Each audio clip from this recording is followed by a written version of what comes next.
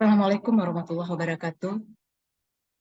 Saya Arjuna ini akan memaparkan tentang makalah kepemimpinan situasional, persepsi pengaruh dari power. Kepemimpinan situasional oleh Harry M. Blanker. Kepemimpinan situasional merupakan inti dari teori kepemimpinan situasional, bahwa gaya kepemimpinan akan berbeda-beda dari tingkat kesiapan para bawahannya.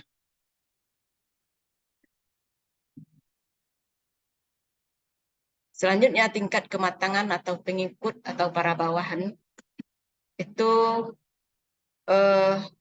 yang pertama, readiness satu atau kesiapan tingkat satu menunjukkan bahwa pengikut tidak mampu dan tidak mau mengambil tanggung jawab untuk melakukan suatu tugas. Readiness 2 menunjukkan pengikut tidak mampu melakukan suatu tugas, tetapi ia sudah memiliki kemauan. Readiness 3 menunjukkan situasi di mana pengikut memiliki pengetahuan dan keterampilan kerja yang memadai untuk melaksanakan tugas-tugas. Yang keempat, readiness 4 menunjukkan bahwa pengikut telah memiliki pengetahuan dan keterampilan kerja yang dibutuhkan untuk melakukan tugas-tugas. Selanjutnya, gaya kepemimpinan situasional Blanker and Hersey. Gaya kepemimpinan situasional Blanker dan Hersey ini itu telling dan directing. Telling dan directing dalam gaya kepemimpinan ini, pemimpin memberikan dukungan, bimbingan khusus, dan pengawasan yang ketat. Lalu yang kedua, selling and coaching.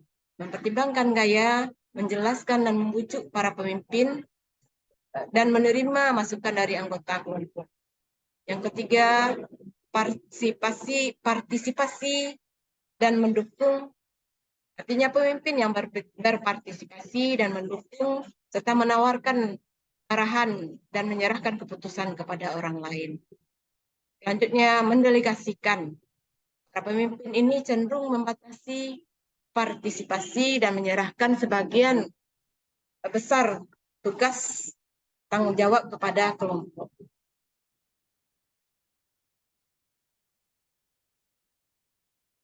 Selanjutnya, kualitas situasi kepemimpinan.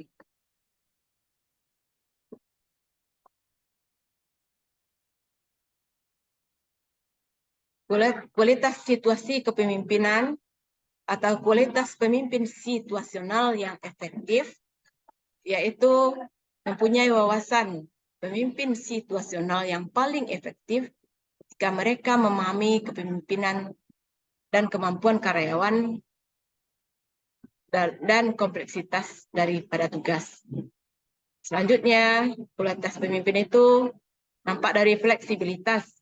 Pemimpin situasional mempertimbangkan hubungan interpersonal dan sosial saat mereka menyesuaikan kepemimpinan mereka. Lalu ada kepercayaan. Pemimpin situasional yang efektif membangun hubungan dan kasih sayang dan dukungan.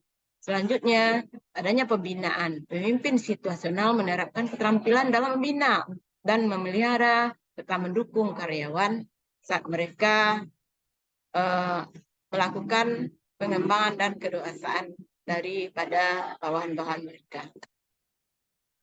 Selanjutnya adalah persepsi. Persepsi ini itu dikemukakan oleh Robin, mengemukakan bahwa persepsi dapat didefinisikan sebagai suatu proses di mana individu-individu mengorganisasikan dan menafsirkan kesan inderanya agar mereka memberi makna kepada lingkungannya. Lalu, menurut Keprin, menjelaskan persepsi merupakan serangkaian proses yang digunakan seseorang individu untuk mengenali dan menginterpretasi informasi mengenai lingkungan. Selanjutnya Gibson, lalu Invent Sheffield dalam bukunya yang berjudul Organisasi Perilaku Struktur merupakan proses mengemukakan adalah suatu proses kognitif yang dipergunakan oleh seseorang dalam menafsirkan dan memahami lingkungan di sekitarnya. Selanjutnya, faktor yang mempengaruhi persepsi yaitu stereotip atau suatu perangkat. Ada persepsi yang selektif, ada ciri khas atau konsep diri, ada faktor situasi, ada kebutuhan, ada emosi. Selanjutnya, power. Power dalam Max Weber itu mendefinisikan kekuasaan, yaitu the probability the one actor within a social relation will be in a position to carry out is one will deficit resistant.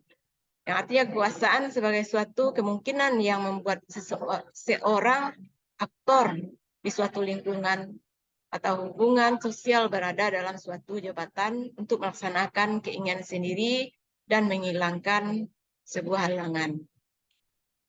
Power adalah sumber potensial untuk mempengaruhi suatu usaha mempengaruhi keberadaan power itu sangat penting.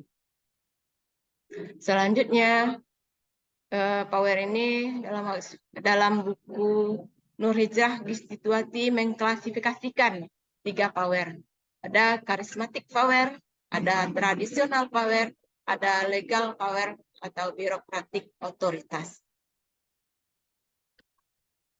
Selanjutnya, Prince and Raven dalam Hoy and Miskel tahun 2013, Indonesia, power berdasarkan sumbernya.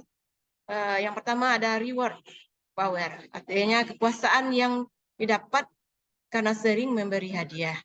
Kedua, coercive power, kekuasaan yang timbul karena adanya hak untuk mengendalikan terhadap tingkah laku bawahan dengan sanksi berupa pemecatan. Lalu yang ketiga, legitimate power, mempengaruhi tingkah laku bawahan berdasarkan yang dimilikinya. Bawahan tahu bahwa manajer memiliki hal, juga wajib mematuhinya. Keempat, referent power, mempengaruhi tingkah laku bawahan berdasarkan bawahan terhadap pimpinan atau manajer. Dan selanjutnya, event power, mempengaruhi bawahan yang didasarkan pada pengetahuan. Selanjutnya adalah vitalitas penggunaan power. Vitalitas penggunaan power ini itu umumnya cenderung yang pertama yaitu coercive power. Bawahan pada level R1 umumnya cenderung memerlukan arahan dari pimpinannya. Yang kedua, connection power. Bawahan pada level R2 arahan masih diperlukan. Yang ketiga, reward power. Kemampuan dari bawahan kurang, tapi kemauan kerjanya adalah tinggi. Yang keempat, legitimate power, gaya kepemimpinan yang cenderung memberikan pengaruh dan ialah gaya seling dan partisipasi. Selanjutnya, preference power. Bawahan dalam kesiapan kerja R3 ini mereka punya kemampuan, tapi kemauannya yang kurang. Keenam, information power. Ya, kepemimpinan yang cenderung memotivasi bawahan. Yang ketujuh, expert power. Bawahan yang sudah mengembangkan atau sudah berada pada level tinggi. Yang cenderung punya kemampuan, lalu punya kemauan. Selanjutnya, kalau power pada tingkah laku kepemimpinan di sekolah, itu ada commons di dalam Hoy and Miskel tahun 2008 bahwa anggota sekolah atau orang-orang yang ada di sekolah atau begitu mereka setuju untuk menjadi bagian dari sekolah tersebut, mereka memuat suatu perjanjian atau kontrak di mana mereka harus mematuhi segala perintah dan aturan sesuai dengan ketentuan.